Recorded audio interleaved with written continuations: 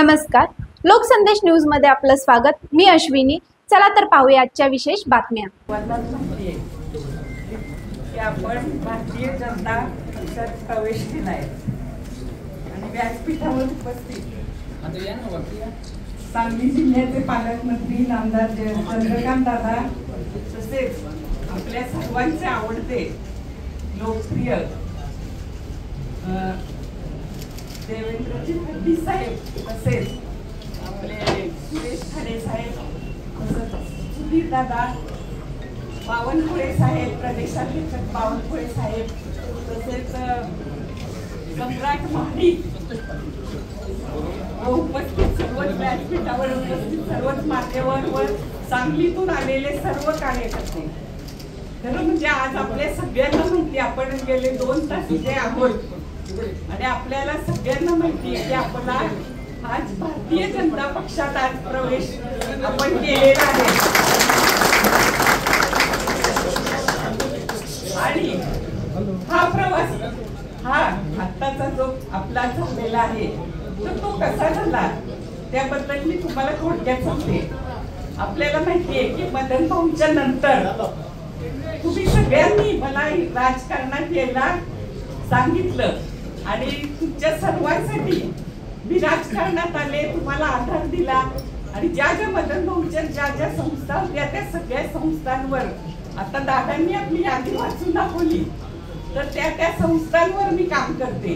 आणि अगदी चांगल्या प्रकारे त्या सांभाळते सुद्धा। तर तुम्हाला एवढंच मला सांगायची की गेली 10 वर्ष मदन भाऊ गेल्यानंतर आपल्याला काँग्रेस पक्षाने काय दिलं हे आपल्याला सर्वांना माहिती आहे। दरवेळेला आपली वेळ आली की आपल्यावर नेहमी अन्याय झाला आणि त्यासाठी आपण मागच्या वेळेला अपक्ष म्हणून उभं राहिलो आणि त्याच्यानंतर आपल्याला पक्षातून निलंबित करण्यात आलं। तर पक्षातून निलंबित करण्यात आल्यानंतर आपण कुठल्या पक्षात जायचं हा आपण सर्वांनी विचार केला आणि त्यासाठी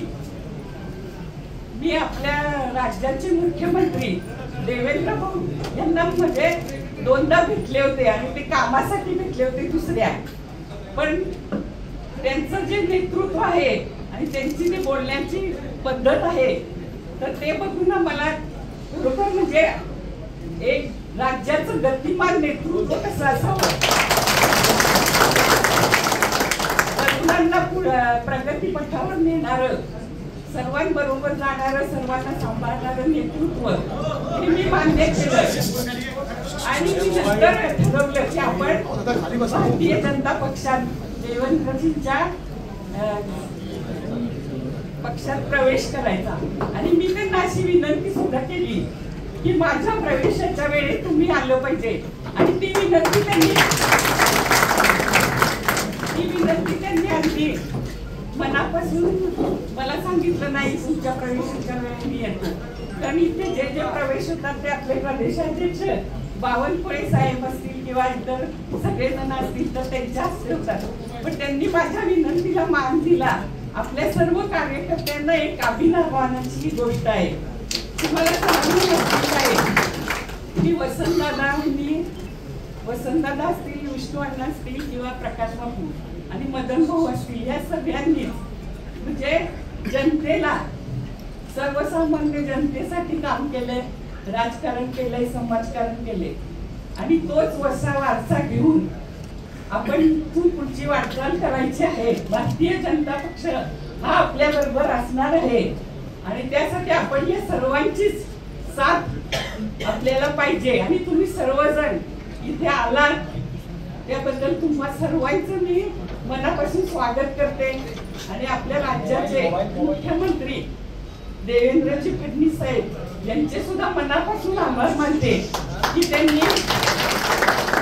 म्हणजे वेळात वेळ काढून या प्रवेशासाठी ते थांबले, त्यासाठी त्यांचे आभार। आणि ह्या कार्यक्रमासाठी म्हणजे ह्या प्रवेशासाठी जास्त करून म्हणजे शेखरजी नामदार, सुमित कदम, प्रकाश ढंग तसेच सुधीर दादा असतील, आमचे सुरेश खाडे साहेब असतील, आता इथे उपस्थित सर्वच जणांनी म्हणजे हा प्रवेश माझा कसा करून घेतला यासाठी मी त्यांचे मनापासून आभार मानते व इथून पुढच्या काळात इथून पुढच्या काळात सुद्धा देवेंद्र फडणवीसांच्या साहेबांच्या मार्गदर्शनाखाली आपण जास्तीत जास्त चांगलं करून काम करून सांगलीचा विकास कसा करायचा, कारण सांगलीत बरेच प्रश्न प्रलंबित आहेत आणि ते शेरी नाला असू दे किंवा वारणा उद्भव योजना असू दे, असे बरेचसे प्रश्न प्रलंबित आहेत. तर त्या प्रश्नांसाठी नक्कीच ते आपल्याला सहकार्य करतील व सांगलीचा विकास कसा होईल यासाठी आपण सर्वजण प्रयत्न करूया आणि त्याला साथ हे सर्वजण देतील अशी मी आशा व्यक्त करते. आणि माझा प्रवेश केला त्याबद्दल तुम्हा सर्वांचे मी मनापासून आभार मानते. अशाच विशेष घडामोडींसाठी आमच्या YouTube चॅनलला सबस्क्राईब करा, फेसबुकला लाईक करा आणि इन्स्टाला फॉलो करा.